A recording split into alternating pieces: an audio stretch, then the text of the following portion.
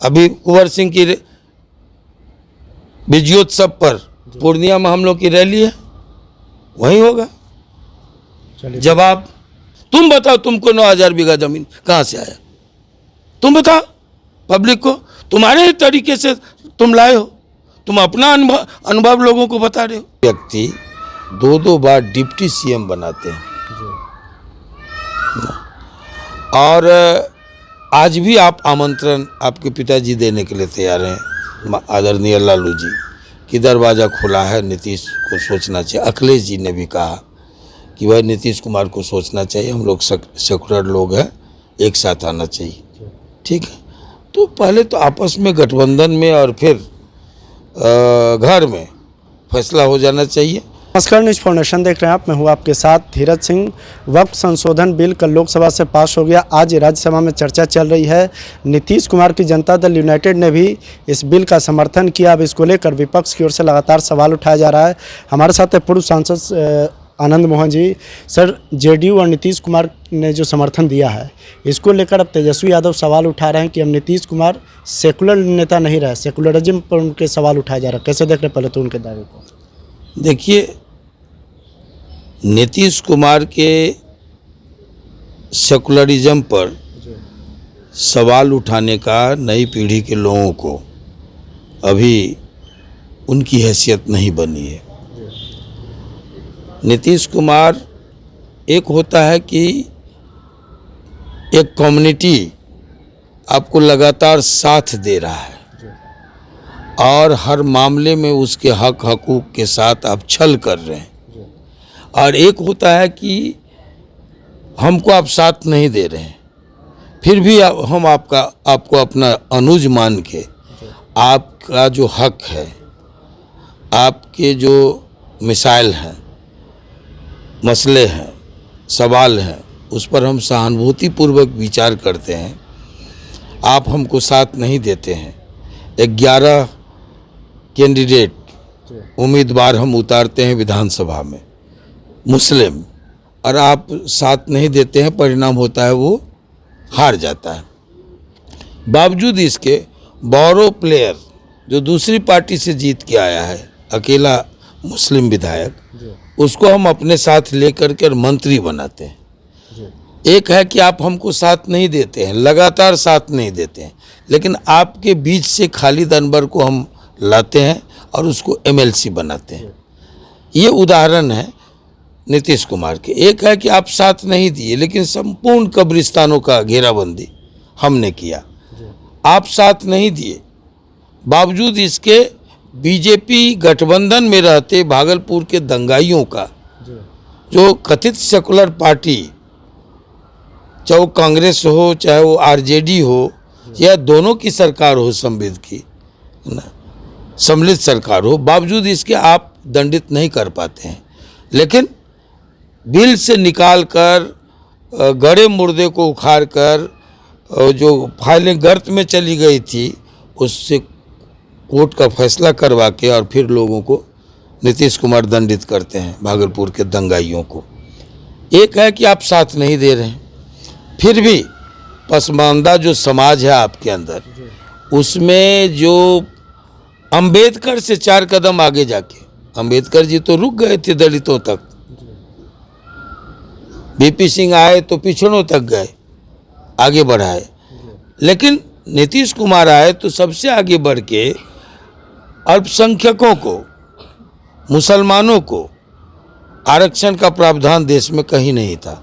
बावजूद इसके पसमानदा समाज को, उसके दलित को, उसके पिछड़े को, अति पिछड़े को आरक्षण की सीमा में लाकर आज आप फख्र से कह रहे हैं कि भाई हम में से कोई पंचायत समिति सदस्य है, हम में से कोई प्रमुख बना है, हम में से कोई मुखिया है, हम में से कोई सरपंच है, हम में से कोई जिला परिषद अध्यक्ष है, हम में से कोई जिला परिषद सदस्य है, हम में से कोई ये उप महापौर, महापौर या नगर परिषद का चेयरमैन बना है। ये कौन दिया ये हक, ये राइट किसने दिया? किसके दम पर आप दलित समाज, मुस्लिम का और अति पिछड़ा समाज आज सामाजिक तौर पर आरक्षण पा रहे हैं, राजनीतिक तौर पर आरक्षण पा रहे हैं, नौकरियों में आरक्षण पा रहे हैं। ये तो नीतीश कुमार की देन है। तो अब नीतीश कुमार को किसी से सर्टिफिकेट लेने की जरूरत नहीं है। अब एक बात मैं कहूँ, ऐसा बोलने वाले को अपने पिताजी के 2010 के बयान को याद करना चाहिए, लोकसभा में दिया गया बयान, जब यही वक्फ बिल आया था और उन्होंने कहा था कि ये तो बहुत कमजोर बिल है, सख्त बिल की जरूरत है, आप सख्त बिल लाइए। अभी तो इसको हम पास करवा रहे हैं, आगे भी हम आपको साथ देंगे। तो उनकी जो मांग थी 2010 में, तो मोदी जी ने उसको पूरा कर दिया। अब नीतीश कुमार पर क्यों सब हल्ला कर रहे हैं? पिताजी के बयान को पहले पढ़ ले, जान लें, उनके डिमांड को पढ़ लें, जान लें, समझ लें। लेकिन तेजस्वी यादव ये भी दावा कर रहे हैं कि नीतीश कुमार इन दिनों अचेत अवस्था में चले गए हैं। जो लोग जेडीयू को चला रहे हैं वो बीजेपी की गोद में जाकर बैठे हुए हैं। मैं एक बात बताऊं, वहाँ भी पहले परिवार में फैसला हो जाना चाहिए। फैसला ये होना चाहिए कि लालू जी ने एक बार कहा, सगर्व घोषणा की कि जब तक मैं जिंदा हूँ, मेरी सांस चल रही है, बीजेपी को हम यहाँ सरकार बनाने नहीं देंगे। और उसके बाद उन्होंने कहा कि नीतीश कुमार जी के लिए दरवाज़ा खुला है, वो सेकुलर हैं और सेकुलर लोगों को एक साथ आना चाहिए। तो इसके पूर्व में दो बार अचेता अवस्था में जाने वाले लोग ही, मानसिक संतुलन जिनका बिगड़ गया उनके शब्दों में, वही व्यक्ति दो बार डिप्टी सीएम बनाते हैं। और आज भी आप आमंत्रण आपके पिताजी देने के लिए तैयार हैं, आदरणीय लालू जी, कि दरवाज़ा खुला है, नीतीश को सोचना चाहिए। अखिलेश जी ने भी कहा कि भाई नीतीश कुमार को सोचना चाहिए, हम लोग सेकुलर लोग हैं, एक साथ आना चाहिए। ठीक है, तो पहले तो आपस में गठबंधन में और फिर घर में फैसला हो जाना चाहिए कि नीतीश कुमार जी अचेत हैं, मानसिक संतुलन खो चुके हैं, याददाश्त खो चुके हैं, तो उनके साथ जाना चाहिए या नहीं चाहिए। खट्टे अंगूर कौन खाए, ये तो बड़ी आसान है किसी को कुछ कह देना। मैंने बार बार कहा है, जब प्रेस ने ऐसा पूछा है कि वो कौन व्यक्ति है जो पिछले 2 दशक से पटना में बैठकर अपने मनोनुकूल दिल्ली की राजनीति को उंगली पर नचा रहा है, फिर वो कौन है? वो अचेत व्यक्ति है जिनके घर दोनों गठबंधन के लोग जाते हैं, जिनसे मिलने अपरिहार्य हो गए हैं बिहार की राजनीति के लिए या देश की राजनीति के लिए। कहना सुनना सब एक सवाल है सर कि बिहार में इस साल के अंत में चुनाव होना है। तेजस्वी यादव ये भी कहें कि इस बिल के बाद एनडीए को, बीजेपी को, जेडीयू को, मुस्लिम वर्ग के अल्पसंख्यक समाज के लोग वोट नहीं करेंगे। वो तो वोट करना नहीं करना किसी समुदाय, किसी व्यक्ति की आज़ादी है। 1947 में देश में आज़ादी आई, लोकतंत्र की स्थापना हुई, तब से अब किसी के कह देने से कुछ नहीं होगा। किसी ने तो कहा कि दुनिया की कोई ताकत हमारे बेटे को मुख्यमंत्री बनने से रोक नहीं सकता। बोले हैं कि नहीं? ये लोकतंत्र की भाषा है। एक ऐसे व्यक्ति जो मैं बड़ी आदर के साथ कहना चाहता हूँ कि जो पगडंडियों से चलकर राजपथ पर आए, बिहार और देश की राजनीति को प्रभावित किए, उसी लोकतंत्र की देन है। अगर राजतंत्र होता तो एक उन्हीं के शब्दों में चरवाहा का बेटा कैसे पटना और दिल्ली की सल्तनत में अपनी भूमिका अदा करते। उसी लोकतंत्र की देन है, उसी जनता की देन है कि आप वहाँ तक पहुँचे। और आप उसी भाषा का, जिसको आप कहते हैं सामंतवादी सोच, सामंतवादी भाषा, अहंकार की भाषा, आप इस्तेमाल करते हैं कि दुनिया की कोई ताकत हमारे बेटे को मुख्यमंत्री बनने से रोक नहीं सकता।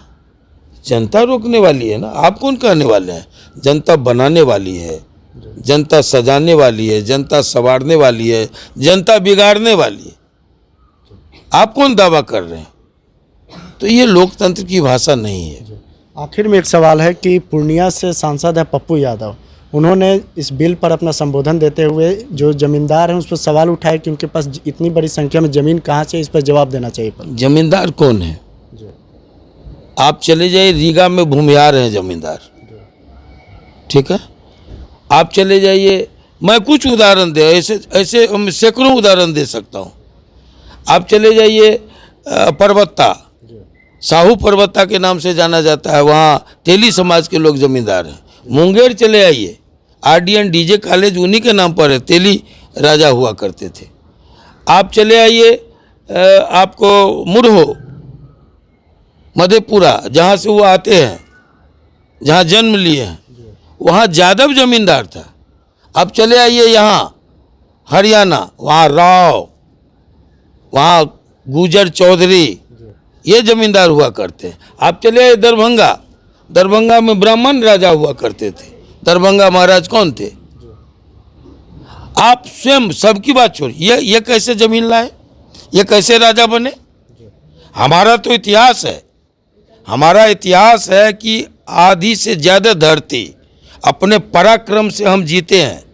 नेपाल तक जाके राज किए हैं, हम युद्ध जीत करके ज़मीन जीते हैं, राज जीते हैं, और हमारे पास ऐसे राज आया, ऐसे ज़मीनें आई।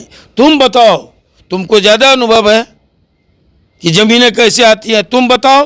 तुमने कहा कि हम ज़मींदार परिवार से हैं, हमको 9000 बीघा ज़मीन, हम कैसे आपको दे दें?